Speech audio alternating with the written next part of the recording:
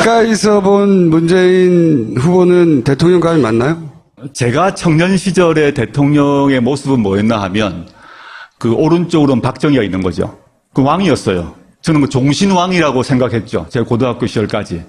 대통령이 바뀐다는 걸 상상을 하지 못하고 살았어요. 근데 갑자기 총 맞았는 상황이지만. 근데 반대편은 김영삼, 김대중 이런 분이 계셨고 그분들도 카리스마가 엄청났습니다.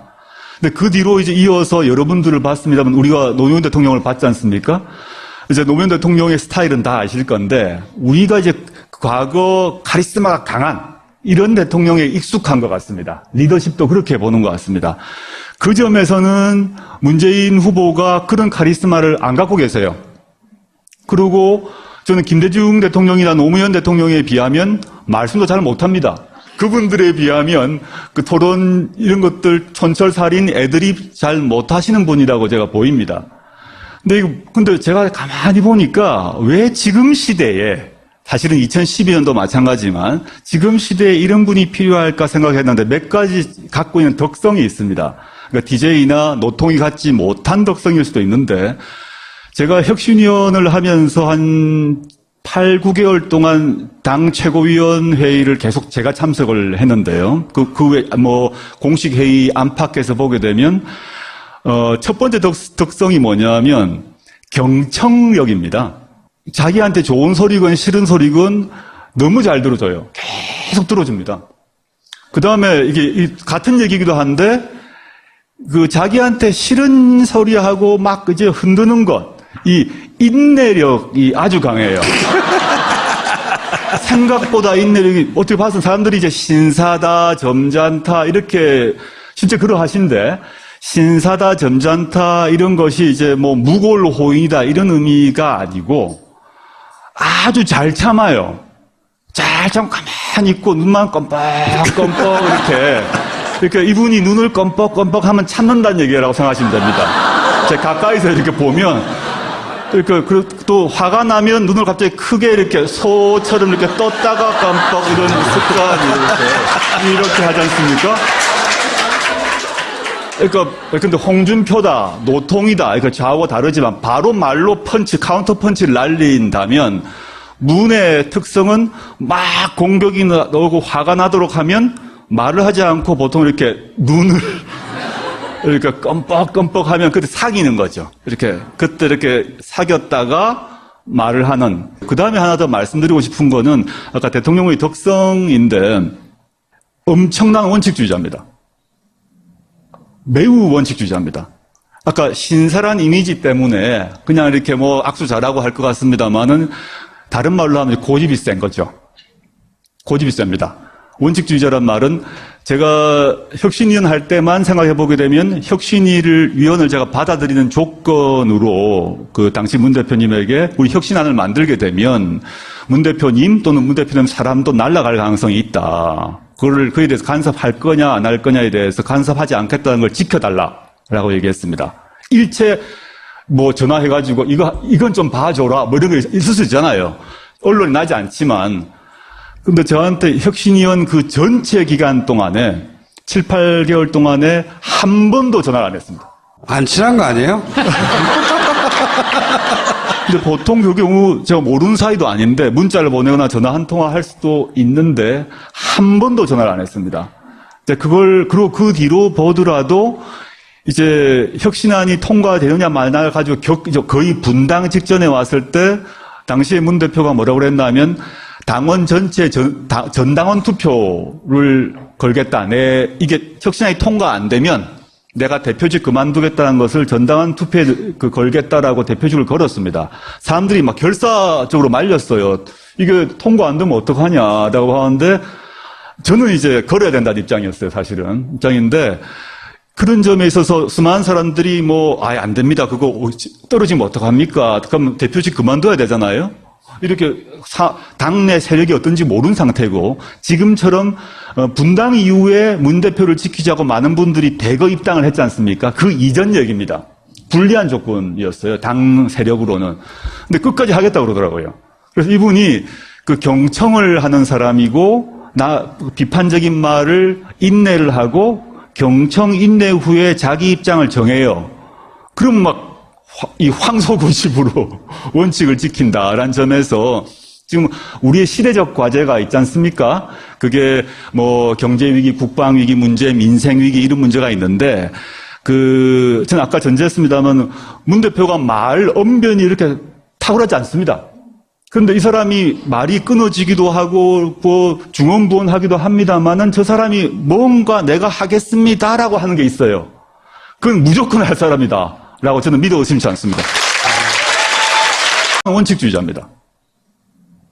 매우 원칙주의자입니다.